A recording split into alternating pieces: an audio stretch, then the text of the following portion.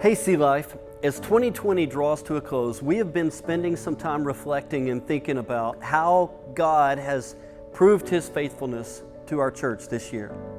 You know, I've been reminded all year of the words of Jesus when He said that He would build His church and the gates of hell would not prevail against it.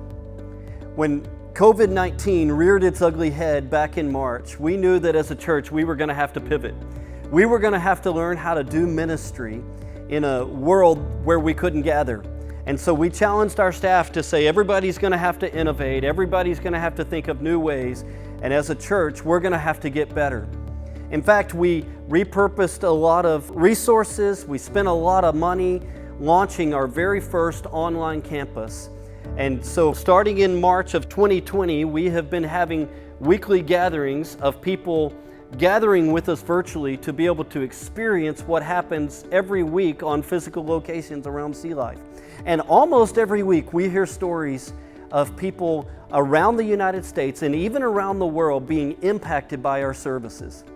And so we are just rejoicing in the truth that what Jesus said, the promises He made, are ringing true this year, that the gates of hell will not prevail against the church. And if the gates of hell won't prevail against it, then certainly a little pandemic doesn't stand a chance. And so when I think about 2020, one of the things that I'll always remember is how God provided by not providing, if that makes sense. And I'm grateful for that. And I'm grateful for what the church has done in order to make something like this happen, how you guys have partnered with us.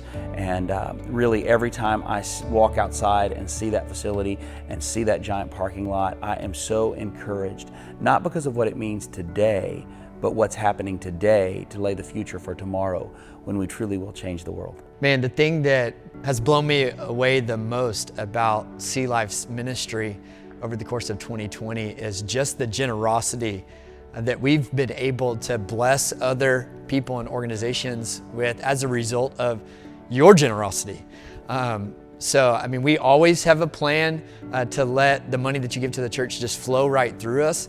And we saw that happen this year more than any other year. 2020 has been a ridiculously crazy year, but what has made it all worthwhile is despite all of the obstacles, the gospel has still moved forward.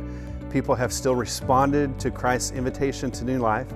And as a church, we've been able to see them not only enter into that new life, but many have given their testimony and gone house to house doing house baptisms throughout the course of this year. And that has just really been incredible.